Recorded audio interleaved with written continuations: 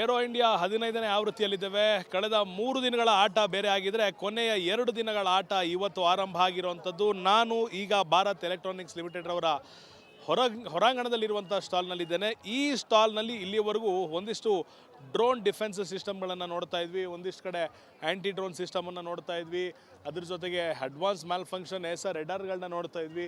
ಈ ಥರ ಅನೇಕ ಚಿತ್ರಣವನ್ನು ನೋಡ್ತಾ ಇದ್ವಿ. ಆದರೆ ಇವತ್ತು ಇಲ್ಲಿನ ಚಿತ್ರಣ ಬದಲಾಗಿದೆ. ಏನಾಗಿದೆ ಅಂತ ನೋಡಿದಾಗ ಸಾಮಾನ್ಯವಾಗಿ ಜಾತ್ರೆಗಳಲ್ಲಿ, ಹಳ್ಳಿಗಳಲ್ಲಿ ಒಂದಿಷ್ಟು ಜನ ಔತಣಕೂಟ ಸೇರಿದಾಗ ನಾವೇನು ಗಮನಿಸ್ತಾ ಇದ್ವಿ, ಊಟ ಆಗಿರುತ್ತೆ, ಸುಸ್ತಾಗಿದೆ, ತುಂಬ ದೂರ ನಡೆದಿರ್ತೀವಿ, ಬಿಸಿಲಿನಿಂದ ನಾವು ಪಾರಾಗಬೇಕು ಅನ್ನೋ ಒಂದು ಕಾರಣದಿಂದಾಗಿ ರಕ್ಷಣೆ ಪಡೆಯೋದಕ್ಕೆ ನೆರಳು ಹುಡುಕಿ ಹೋಗ್ತಾ ಇದ್ರು. ಇವತ್ತು BELನ ಒಂದು ಜಾಗ ಕೂಡ ಅದೇ ರೀತಿ ಆಗಿರುವಂಥದ್ದು.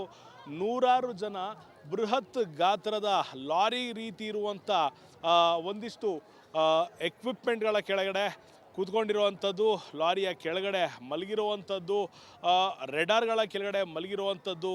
ನೆರಳು ಸಿಕ್ಕಿದ್ರೆ ಸಾಕು, ಆ ಜಾಗದಲ್ಲಿ ನಾವು ನೆಮ್ಮದಿಯಾಗಿ ಕೂತ್ರೆ ಸಾಕು ಅನ್ನೋ ಒಂದು ಅಷ್ಟರ ಮಟ್ಟಿಗೆ ಸುಸ್ತಾಗಿರುವಂಥದ್ದು. ಕಾರಣ ಫೆಬ್ರವರಿ ಮಾರ್ಚ್ನ ಬಿಸಿಲು ಎಲ್ರಿಗೂ ಗೊತ್ತಿರುವಂಥದ್ದು.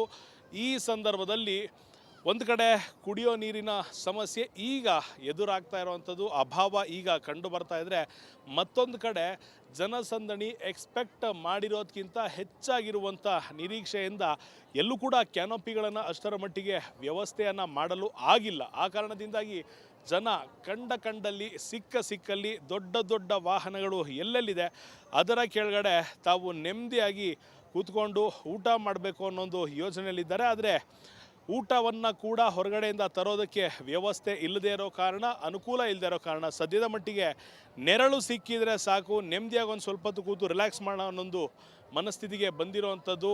ಇದು ಖಂಡಿತ ಅವ್ಯವಸ್ಥೆ ಅಂತೂ ಅಲ್ಲ, ಆದರೆ ಇಲ್ಲಿನ ಜನರು ಒಂದಿಷ್ಟು ನೆರಳು ಬೇಕು, ಒಂದಿಷ್ಟು ನೆಮ್ಮದಿ ಬೇಕು ಅಂತ ಕೂತಿರೋದ್ರಿಂದ ಯಾವೆಲ್ಲ ರೀತಿಯಲ್ಲಿ ಇವತ್ತು ನಾವು ಏರೋ ಇಂಡಿಯಾನ ನೋಡೋದಕ್ಕೆ ಸಿಗ್ತಾ ಇದೆ ಅನ್ನೋ ಒಂದು ಚಿತ್ರಣವನ್ನು ನಾವು ನಿಮಗೆ ತೋರಿಸಿರುವಂಥದ್ದು. ಕೇವಲ ಇದು ಒಂದೇ ಅಲ್ಲ, ಈ ರೀತಿ ದೊಡ್ಡ ದೊಡ್ಡ ವಾಹನಗಳು ಎಲ್ಲೆಲ್ಲಿದೆ ಎಲ್ಲ ಕಡೆ ಇದೇ ಚಿತ್ರಣ ಇರುವಂಥದ್ದು. ಒಂದು ವೇಳೆ ನೀವು ನಾಳೆ ಬರ್ತಿದ್ದೀರಾ ಅಂದರೆ ದಯವಿಟ್ಟು ನಿಮಗೆ ಬೇಕಾದಂಥ ಕುಡಿಯೋ ನೀರಿನ ವ್ಯವಸ್ಥೆ ಆಗಿರ್ಬೋದು, ಟೋಪಿ ಆಗಿರ್ಬೋದು, ಛತ್ರಿ ಆಗಿರ್ಬೋದು, ಎಲ್ಲವನ್ನ ಕೂಡ ತೆಗೆದುಕೊಂಡೇ ಬರಬೇಕು ಅನ್ನೋ ಒಂದು ಕಾರಣದಿಂದಾಗಿ ರಿಪಬ್ಲಿಕ್ ಕನ್ನಡ ಈ ಒಂದು ಮಾಹಿತಿಯನ್ನು ನಿಮಗೆ ನೀಡ್ತಾ ಇರುವಂಥದ್ದು. ಕ್ಯಾಮರಾ ಪರ್ಸನ್ ಮಂಜುನಾಥ್ ಜೊತೆ ಅಭಿಷೇಕ್ BV, ರಿಪಬ್ಲಿಕ್ ಕನ್ನಡ, ಬೆಂಗಳೂರು.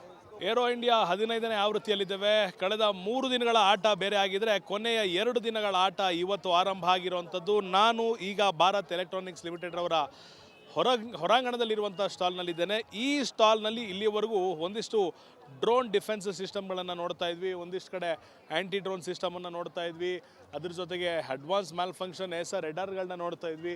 ಈ ಥರ ಅನೇಕ ಚಿತ್ರಣವನ್ನು ನೋಡ್ತಾ ಇದ್ವಿ. ಆದರೆ ಇವತ್ತು ಇಲ್ಲಿನ ಚಿತ್ರಣ ಬದಲಾಗಿದೆ. ಏನಾಗಿದೆ ಅಂತ ನೋಡಿದಾಗ ಸಾಮಾನ್ಯವಾಗಿ ಜಾತ್ರೆಗಳಲ್ಲಿ, ಹಳ್ಳಿಗಳಲ್ಲಿ ಒಂದಿಷ್ಟು ಜನ ಔತಣಕೂಟ ಸೇರಿದಾಗ ನಾವೇನು ಗಮನಿಸ್ತಾ ಇದ್ವಿ, ಊಟ ಆಗಿರುತ್ತೆ, ಸುಸ್ತಾಗಿದೆ, ತುಂಬ ದೂರ ನಡೆದಿರ್ತೀವಿ, ಬಿಸಿಲಿನಿಂದ ನಾವು ಪಾರಾಗಬೇಕು ಅನ್ನೋ ಒಂದು ಕಾರಣದಿಂದಾಗಿ ರಕ್ಷಣೆ ಪಡೆಯೋದಕ್ಕೆ ನೆರಳು ಹುಡುಕಿ ಹೋಗ್ತಾ ಇದ್ರು. ಇವತ್ತು BELನ ಒಂದು ಜಾಗ ಕೂಡ ಅದೇ ರೀತಿ ಆಗಿರುವಂಥದ್ದು.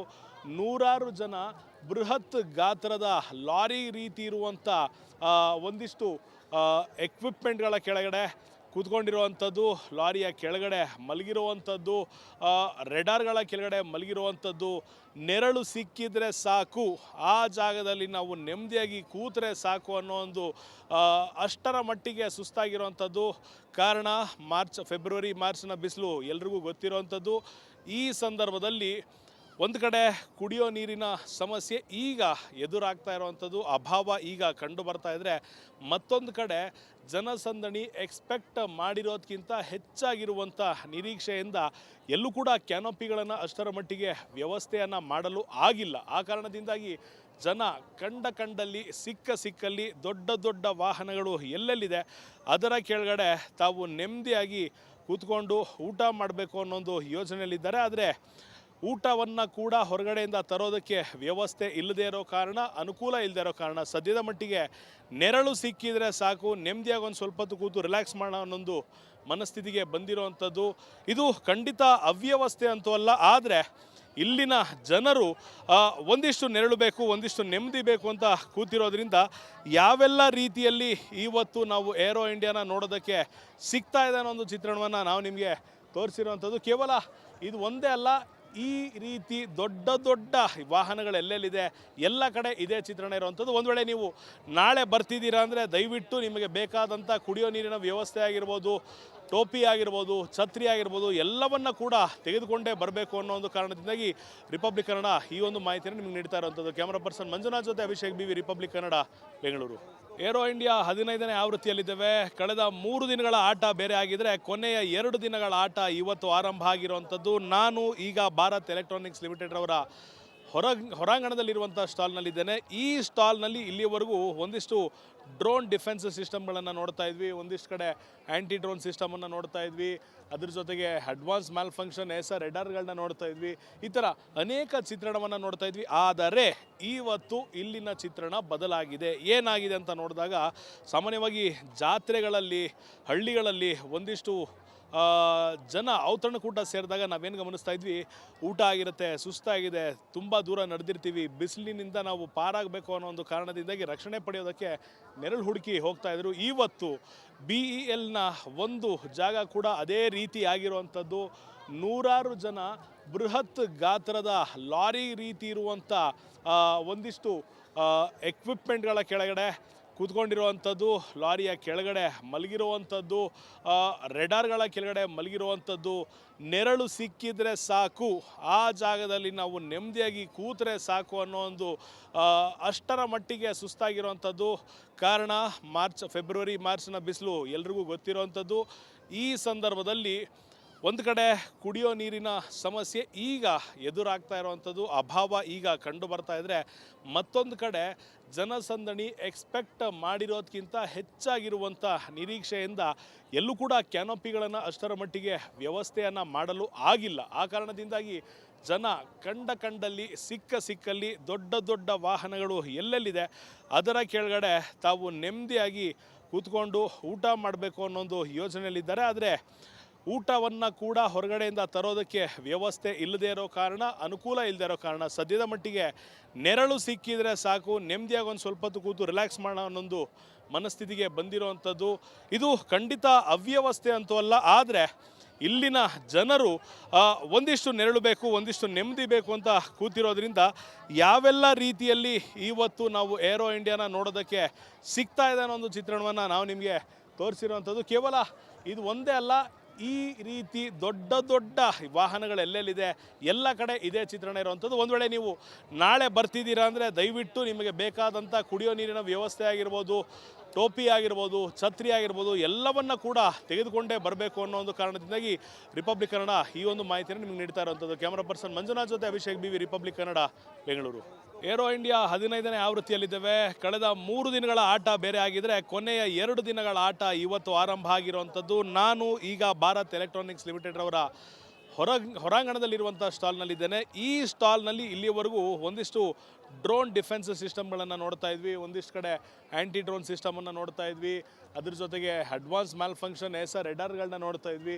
ಈ ಥರ ಅನೇಕ ಚಿತ್ರಣವನ್ನು ನೋಡ್ತಾ ಇದ್ವಿ. ಆದರೆ ಇವತ್ತು ಇಲ್ಲಿನ ಚಿತ್ರಣ ಬದಲಾಗಿದೆ. ಏನಾಗಿದೆ ಅಂತ ನೋಡಿದಾಗ ಸಾಮಾನ್ಯವಾಗಿ ಜಾತ್ರೆಗಳಲ್ಲಿ, ಹಳ್ಳಿಗಳಲ್ಲಿ ಒಂದಿಷ್ಟು ಜನ ಔತಣಕೂಟ ಸೇರಿದಾಗ ನಾವೇನು ಗಮನಿಸ್ತಾ ಇದ್ವಿ, ಊಟ ಆಗಿರುತ್ತೆ, ಸುಸ್ತಾಗಿದೆ, ತುಂಬ ದೂರ ನಡೆದಿರ್ತೀವಿ, ಬಿಸಿಲಿನಿಂದ ನಾವು ಪಾರಾಗಬೇಕು ಅನ್ನೋ ಒಂದು ಕಾರಣದಿಂದಾಗಿ ರಕ್ಷಣೆ ಪಡೆಯೋದಕ್ಕೆ ನೆರಳು ಹುಡುಕಿ ಹೋಗ್ತಾ ಇದ್ರು. ಇವತ್ತು BELನ ಒಂದು ಜಾಗ ಕೂಡ ಅದೇ ರೀತಿ ಆಗಿರುವಂಥದ್ದು. ನೂರಾರು ಜನ ಬೃಹತ್ ಗಾತ್ರದ ಲಾರಿ ರೀತಿ ಇರುವಂಥ ಒಂದಿಷ್ಟು ಎಕ್ವಿಪ್ಮೆಂಟ್ಗಳ ಕೆಳಗಡೆ ಕೂತ್ಕೊಂಡಿರುವಂಥದ್ದು, ಲಾರಿಯ ಕೆಳಗಡೆ ಮಲಗಿರುವಂಥದ್ದು, ರೆಡಾರ್ಗಳ ಕೆಳಗಡೆ ಮಲಗಿರುವಂಥದ್ದು. ನೆರಳು ಸಿಕ್ಕಿದ್ರೆ ಸಾಕು, ಆ ಜಾಗದಲ್ಲಿ ನಾವು ನೆಮ್ಮದಿಯಾಗಿ ಕೂತ್ರೆ ಸಾಕು ಅನ್ನೋ ಒಂದು ಅಷ್ಟರ ಮಟ್ಟಿಗೆ ಸುಸ್ತಾಗಿರುವಂಥದ್ದು. ಕಾರಣ ಫೆಬ್ರವರಿ ಮಾರ್ಚ್ನ ಬಿಸಿಲು ಎಲ್ರಿಗೂ ಗೊತ್ತಿರುವಂಥದ್ದು. ಈ ಸಂದರ್ಭದಲ್ಲಿ ಒಂದು ಕಡೆ ಕುಡಿಯೋ ನೀರಿನ ಸಮಸ್ಯೆ ಈಗ ಎದುರಾಗ್ತಾ ಇರುವಂಥದ್ದು, ಅಭಾವ ಈಗ ಕಂಡು ಬರ್ತಾ ಇದ್ದರೆ, ಮತ್ತೊಂದು ಕಡೆ ಜನಸಂದಣಿ ಎಕ್ಸ್ಪೆಕ್ಟ್ ಮಾಡಿರೋದಕ್ಕಿಂತ ಹೆಚ್ಚಾಗಿರುವಂಥ ನಿರೀಕ್ಷೆಯಿಂದ ಎಲ್ಲೂ ಕೂಡ ಕ್ಯಾನೋಪಿಗಳನ್ನು ಅಷ್ಟರ ಮಟ್ಟಿಗೆ ವ್ಯವಸ್ಥೆಯನ್ನು ಮಾಡಲು ಆಗಿಲ್ಲ. ಆ ಕಾರಣದಿಂದಾಗಿ ಜನ ಕಂಡಲ್ಲಿ ಸಿಕ್ಕಲ್ಲಿ ದೊಡ್ಡ ದೊಡ್ಡ ವಾಹನಗಳು ಎಲ್ಲೆಲ್ಲಿದೆ ಅದರ ಕೆಳಗಡೆ ತಾವು ನೆಮ್ಮದಿಯಾಗಿ ಕೂತ್ಕೊಂಡು ಊಟ ಮಾಡಬೇಕು ಅನ್ನೋದು ಯೋಜನೆಯಲ್ಲಿದ್ದಾರೆ. ಆದರೆ ಊಟವನ್ನು ಕೂಡ ಹೊರಗಡೆಯಿಂದ ತರೋದಕ್ಕೆ ವ್ಯವಸ್ಥೆ ಇಲ್ಲದೇ ಇರೋ ಕಾರಣ, ಅನುಕೂಲ ಇಲ್ಲದೆ ಇರೋ ಕಾರಣ ಸದ್ಯದ ಮಟ್ಟಿಗೆ ನೆರಳು ಸಿಕ್ಕಿದರೆ ಸಾಕು, ನೆಮ್ಮದಿಯಾಗಿ ಒಂದು ಸ್ವಲ್ಪ ಹೊತ್ತು ಕೂತು ರಿಲ್ಯಾಕ್ಸ್ ಮಾಡೋಣ ಅನ್ನೊಂದು ಮನಸ್ಥಿತಿಗೆ ಬಂದಿರೋವಂಥದ್ದು. ಇದು ಖಂಡಿತ ಅವ್ಯವಸ್ಥೆ ಅಂತೂ ಅಲ್ಲ, ಆದರೆ ಇಲ್ಲಿನ ಜನರು ಒಂದಿಷ್ಟು ನೆರಳು ಬೇಕು, ಒಂದಿಷ್ಟು ನೆಮ್ಮದಿ ಬೇಕು ಅಂತ ಕೂತಿರೋದ್ರಿಂದ ಯಾವೆಲ್ಲ ರೀತಿಯಲ್ಲಿ ಇವತ್ತು ನಾವು ಏರೋ ಇಂಡಿಯಾನ ನೋಡೋದಕ್ಕೆ ಸಿಗ್ತಾ ಇದೆ ಅನ್ನೋ ಒಂದು ಚಿತ್ರಣವನ್ನು ನಾವು ನಿಮಗೆ ತೋರಿಸಿರುವಂಥದ್ದು. ಕೇವಲ ಇದು ಒಂದೇ ಅಲ್ಲ, ಈ ರೀತಿ ದೊಡ್ಡ ದೊಡ್ಡ ವಾಹನಗಳು ಎಲ್ಲೆಲ್ಲಿದೆ ಎಲ್ಲ ಕಡೆ ಇದೇ ಚಿತ್ರಣ ಇರುವಂಥದ್ದು. ಒಂದು ವೇಳೆ ನೀವು ನಾಳೆ ಬರ್ತಿದ್ದೀರಾ ಅಂದರೆ ದಯವಿಟ್ಟು ನಿಮಗೆ ಬೇಕಾದಂಥ ಕುಡಿಯೋ ನೀರಿನ ವ್ಯವಸ್ಥೆ ಆಗಿರ್ಬೋದು, ಟೋಪಿ ಆಗಿರ್ಬೋದು, ಛತ್ರಿ ಆಗಿರ್ಬೋದು, ಎಲ್ಲವನ್ನ ಕೂಡ ತೆಗೆದುಕೊಂಡೇ ಬರಬೇಕು ಅನ್ನೋ ಒಂದು ಕಾರಣದಿಂದಾಗಿ ರಿಪಬ್ಲಿಕ್ ಕನ್ನಡ ಈ ಒಂದು ಮಾಹಿತಿಯನ್ನು ನಿಮಗೆ ನೀಡ್ತಾ ಇರುವಂಥದ್ದು. ಕ್ಯಾಮರಾ ಪರ್ಸನ್ ಮಂಜುನಾಥ್ ಜೊತೆ ಅಭಿಷೇಕ್ BV, ರಿಪಬ್ಲಿಕ್ ಕನ್ನಡ, ಬೆಂಗಳೂರು.